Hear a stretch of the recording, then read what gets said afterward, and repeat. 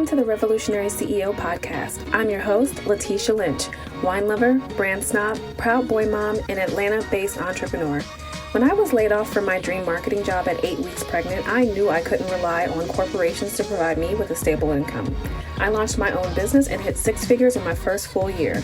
I want to help other female service-based entrepreneurs and coaches build and leverage their brand authority so they can confidently sell their services and programs at a premium price point to create a lasting legacy and generate independent wealth. Tune in every Wednesday for solo episodes and conversations with amazing self-made, multi-six and seven-figure women all about marketing, sales, mindset, self-care, entrepreneurship, and motherhood to inspire you and give you actionable steps to successfully market and sell your high-ticket services and programs while having a life. Let's get into it. So I wanted to talk about the infamous buyer's journey that every marketing person is telling you about and saying and mentioning, but you're still like, what the hell does this person mean by a buyer's journey? So I wanted to kind of put it into perspective where you really understand like deeply what it means so that you can truly implement it, especially if you're selling high ticket or premium price offers. And the reason I want to have this conversation is because typically what you're seeing out there as far as marketing tips and strategies is almost always, I won't say always, but almost always geared towards someone selling something low ticket or someone selling something like a product or to a consumer. So if you're selling to other business owners, this is a great conversation for you to really sit down and take some notes. There are going to be things that are worth taking notes for, so make sure you have a pen and paper handy. So I want you to remember that, first of all, posting educational content is good, but what would actually be great is posting content that actually shifts the perspective of your target audience and takes them on a path to making an educated decision about what it is that you are offering and how that is the solution for them. And it's important because think about it from the perspective of people who are in like Alcoholics Anonymous, right? Or anyone who's in any of those rehab type programs that at the beginning, they need people to first admit that they have a problem. Before you dive into selling your stuff and promoting your offer and telling people to click the link in your bio to join and sign up and all that, they actually have to know that they have the problem and they have to believe that they have that problem. And a lot of times you guys are jumping the gun on, buy my stuff. And the reason that they're not buying it, even though people seem like they were interested, is because you jumped the gun. They weren't ready. They need to see change as a good thing and what life will be like when the problem, AKA maybe it's trouble saying no to the things that they are addicted to in the case of AA, but just in general, the people who you're trying to attract, they need to believe that they have a problem and they need to also be hopeful for how their life or their business will improve if they eliminate that problem for good. So your ideal clients actually need to see that the pain points that they're currently experiencing, that they're most focused on and Googling right now, whether it's in their life or in their business, is actually related to a bigger problem. And then you need to help them see that there is a better way to that brighter future. And it needs to be through your content. And your content journey, which is the buyer's journey goal, is to attract, connect, and convert the right people, your ideal clients. I want to kind of walk you through what I mean by the buyer's journey. So first of all, the buyer's journey is how people go from problem to purchase. And you need to think about the journey that your dream client is going to take from realizing that they have a pain point to paying for a solution to solve it, because that is point A to point B. So at the very beginning of the buyer's journey, they are very unhappy. So just think about this in stages. Like I'm going to give you 6 stages of the buyer's journey, right? So in stage 1, they are unhappy. They're experiencing multiple pain points, which is their point A. This is all their point A. They are unaware of the problem, but they are hyper aware of all of these pain points. And what they're doing at this stage is researching how to eliminate those pain points so that they can just get by. Now, stage 2 is that they need to see those pain points differently and then understand how they relate to the bigger problem, because this becomes the stage where they are now ready to start hearing a solution, because at this point you have helped them to become problem aware. So stage 3, now that they are problem aware, is they are ready to learn what can actually solve that problem because they have identified what it is. And so they need to, at this stage, become solution aware. They need to understand what is the solution to the problem, just in general. Because stage 4 is where they're researching who or what will best solve the problem that they are aware of, using the solution that they are now, more aware of as well. They're like, okay, but there are going to be a lot of people who are offering that solution, a lot of companies offering that solution. So they're trying to figure out, okay, of all these people offering this solution that I now know is the solution to the problem, which one's going to be better? Because in stage 5, they're ready to invest in the solution because they are so aware of you or the person that they end up going with that they're not, okay, I'm ready to invest because I've done my research. And then stage 6, they're your biggest fan. They're recommending you to everyone. They're staying on board with you for another month or, 6 months, 12 months. That's when you retain them. So I like to give little stories. And if you haven't heard me tell the headache story, then you are in for a special treat, because I like to kind of paint this picture of the same 6 things that I just told you, but in a way that you'll understand. So stage 1, the reality is I have a headache. Okay? Now, what I'm doing right now, because I have a headache, is I'm just looking up what will make my headache go away. That is a pain point that I recognize. I do have some other symptoms, but the one that's bothering me the most is really just this headache. And if I could just get rid of this headache, I can get back to work, right? I can focus on my work today. So I'm now in stage 2. Here I am with my headache. I Googled, in stage 1, I was like, I have a headache. I took some just general Tylenol. But you know what? In stage 2, the reality is my headache didn't actually go away. And so now I'm going to start researching a little bit deeper. Okay, here are these other symptoms that I'm experiencing. I'm having, sensitivity to light. Every time I open my eyes, I feel a little bit nauseous. Sound is making me feel sick as well. It's making me feel miserable. My head is pounding. In my research and looking at those additional symptoms, I've realized that I actually have a migraine. The problem is a migraine, not just the little pain point of a headache. That wasn't actually my problem. It was just one of the many symptoms that I had. It turns out that I ultimately have a migraine. So in stage 3, I'm going to research what's going to eliminate a migraine. And what I found is that 1,600 milligrams of acetaminophen is excellent for migraines, or I can take that much caffeine. Caffeine gives me the jitters, so I want to find something that actually has 1,600 milligrams of acetaminophen because that is best for migraines. So in stage 4, I am researching the brands with that minimum requirement. And what I'm going to find is that both Tylenol and Advil actually have migraine medicine that has the minimum requirement of the 1,600 milligrams of acetaminophen. By the way, I'm making that up. Don't you go take 1,600 milligrams of acetaminophen. Anyway, okay, so at this stage, I am now solution aware, because I now know that 1,600 milligrams of acetaminophen, and I'm now in the process of doing research because I found out that 2 of the top brands have that. But in stage 5, when I'm ready to invest, I've compared the 2 brands and I've read their reviews. And it turns out that I buy Tylenol for migraine because not only does it meet the minimum requirement of 1,600 milligrams of acetaminophen, but it also eliminates the migraine within 5 minutes and it lasts for 24 hours. And this is in all of their marketing. Well, Advil doesn't really say any of that stuff. So I'm going to take Tylenol because it is the best thing that offers the exact solution that will eliminate the problem that I now know I have. So then in stage 6, I'm going to show up on Instagram and be like, y'all, thank God my migraine is finally gone. And I'm going to say, you know what made it actually go away? Tylenol. And I'm going to tell everybody about Tylenol. And if someone comes to my house and say, oh my God, I have a migraine, I'm going to say, ooh, Tylenol for migraines is the best. I am going to now hype that company up. I'm going to be a retained client. Every time I have a migraine and I run out of this medicine, I'm going to go back to the store, specifically only buy that. That's a buyer's journey. And this is what you need to specifically be doing in your content strategy when you're selling high ticket and premium offers. So the goal is to make sure that you attract, connect, and convert the right people. And so I kind of want to dive into specifically, because I help you with your content strategy for social media, specifically Instagram.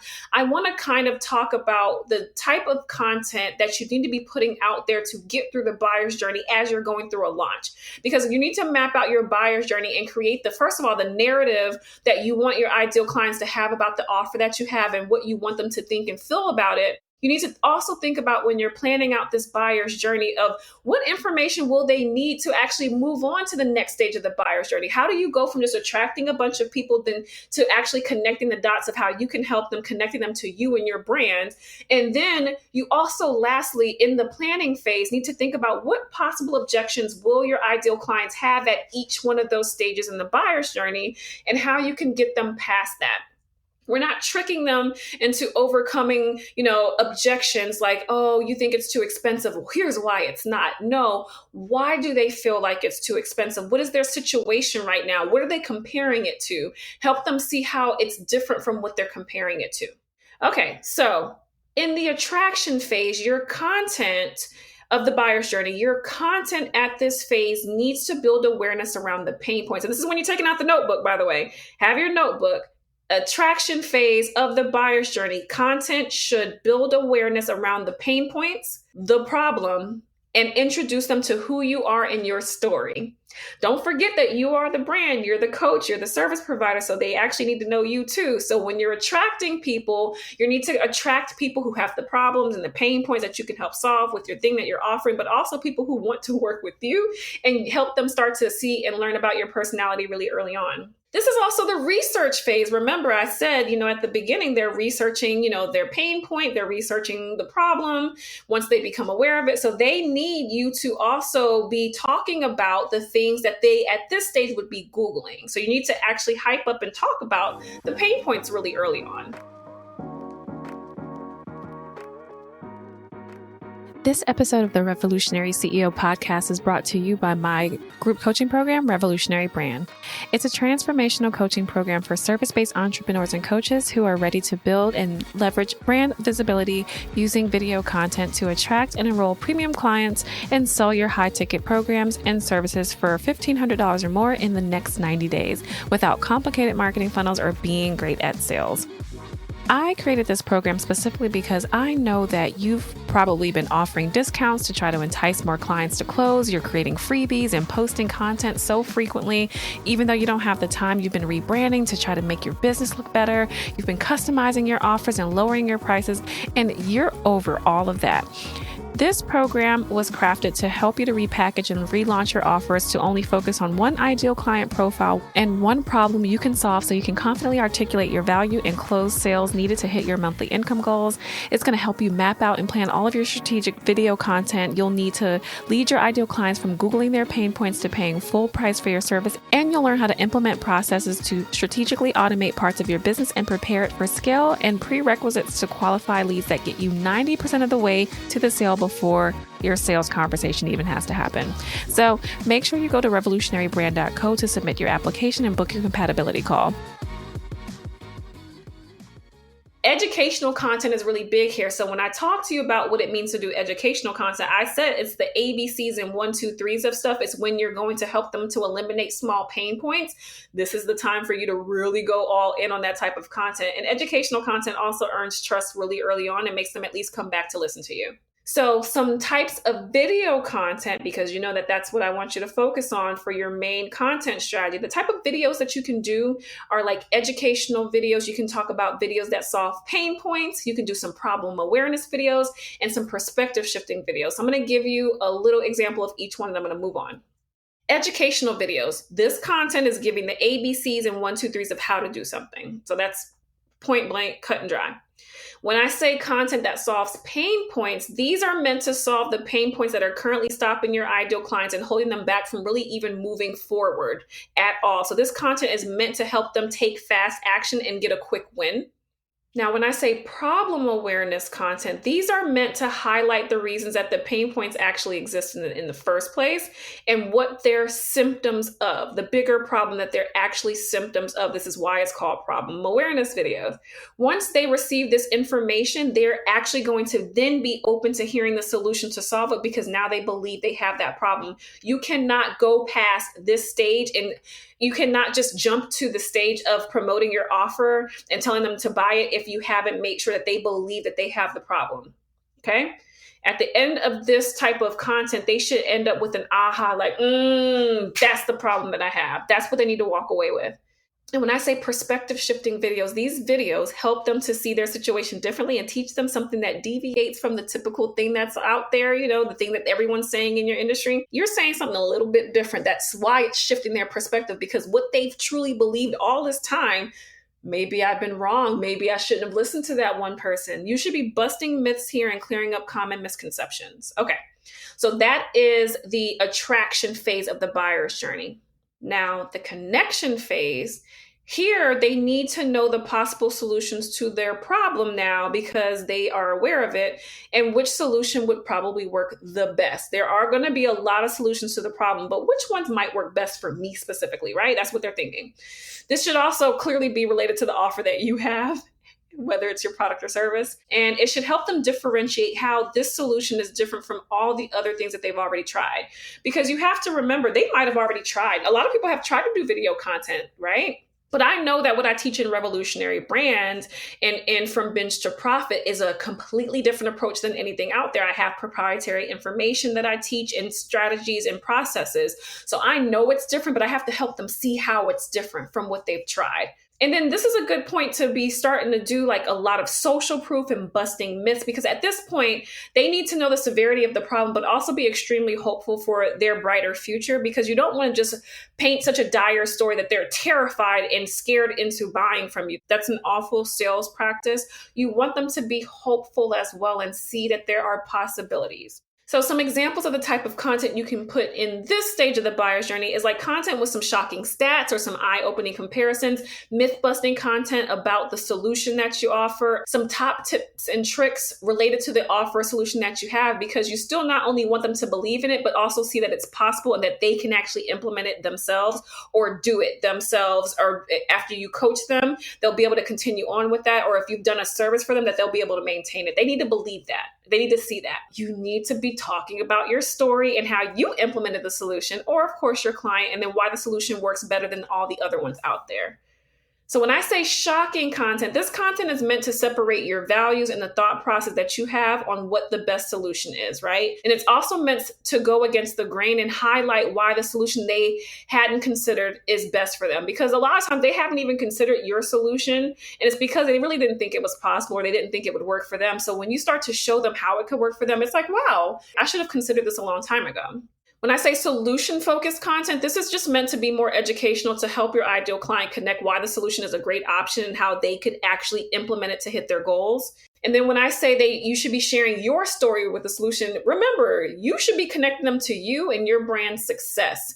And if you haven't done the thing for yourself, then it's really hard for them to understand how you can teach them. So unless you also was doing this thing in corporate, which is a very, very high possibility, then you need to be talking about how you did it in corporate, which is still you talking about your success doing that thing. But if you can't even relate it back to you, it's like, how are you teaching me something you haven't even done for yourself? You can't teach me how to make $1 million if you yourself have not made $1 million.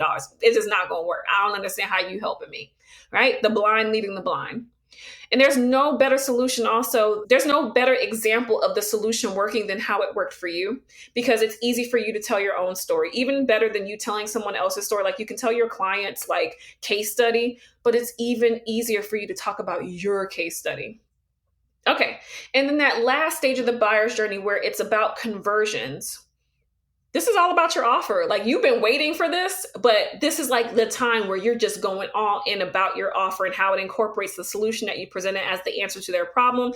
And social proof is going to be extremely heavy at this stage. So what you can do in this stage of the buyer's journey is talk about the strategy behind your solution. Like this is when you introduce that framework and how it works to solve the problem that you identify your ideal clients have. You can do specific case studies on some of your client testimonials. You can walk them through how to even sign up and get started, because you want the barrier of entry to not be, well, what do I even do next? They should already know what to do next. And also you should just literally be doing direct sales videos about your offer. So when I say do content about your unique framework, I literally mean do these videos to highlight your unique approach to the solution. Whatever it is that you do to take someone from point A to point B should be in a framework of like 3 to 5 steps typically. And you should have why you've decided to approach it this particular way. Even if you're a service provider, you're going to have certain steps that you follow, certain components that go into the service that you offer, and you're doing that for a reason. Talk about that. This is also where your brand authority is going to be shining really, really, really brightly, because now you have an opportunity to showcase your approach and how it compares to the competitors out there and why it's a better option for your ideal clients. You can be doing case studies and testimonies. Now, when I say that, there's obviously no better motivator to someone becoming a client than to hear that a previous client, what they've experienced and the results that they were able to achieve after working with you. But this is also a great way just to show your rapport with your other previous clients, because if you can have videos of even you with the client, like a lot of times people will go live. I've gone live with my previous clients and you can see how much fun we have together. That stuff is important because people want to be a part of communities that they feel like they could fit into. And also they want to build relationships with coaches that they actually feel like they would like and be able to deal with for 6 months, 12 months, you know? And when I say do these direct sales and promo videos, I mean, make sure you do a video just talking about like your offer, like literally title it the name of your offer and do Q&As and do all the things, because your offer deserves time to shine and you should be doing little commercials for it. But also remember, when you do take the time to do direct sales videos and you do it like as an IGTV or as a live, IGTV videos allow you to do a hyperlink in the caption of the post. So it's basically, again, a little mini sales page that you get to have. So don't forget to do stuff like that. Again, I wanted to make sure that you really understand what it means to go through a buyer's journey, because you can hear this phrase a lot, but you may not understand why it's important for your content to take people through this journey. But it's vital. It's vital for you to make sure you're following a path, because if someone were to go back and watch your content, you want them to be like, oh, okay. And then I get to this next stage. You want them to get from stage to stage to stage without you having to actively be there. This is how content works for you when you're sleeping. This is how my clients are able to continuously get clients, is because these people already feel like they know them and they're already primed and ready to buy because they've been able to go through my client's previous content, which is following this buyer's journey every single time. And they're able to make a buying decision because you're just telling a story, right? You're just telling their story and taking them on the journey. That's why it's a journey. You're telling a story of how they can get from their point A to the point B that you're offering. I hope you had your notes, and I would love for tag me on Instagram. If you took notes during this episode, tag me at Atelier Latesha, ATELIERLATESHA. Tag me on Instagram or DM me on Instagram and say, look at all the notes that I took from this episode, because I hope when you go to plan your video content that you're following this buyer's journey, and now you can't have any excuses of, well, I don't know what type of videos. I have given you some subject matter for each one of these goals to get you through. If you love this episode as much as I have, then subscribe to the Revolutionary CEO podcast on iTunes and leave me a review to let me know what you enjoyed the most. For premium pricing and branding tips and training, connect with me on Instagram. I'm at Atelier Latesha. That's ATELIERLATESHA. And be sure to follow the podcast Instagram account at Revolutionary CEO to show my guests and me some love. Talk to you next week.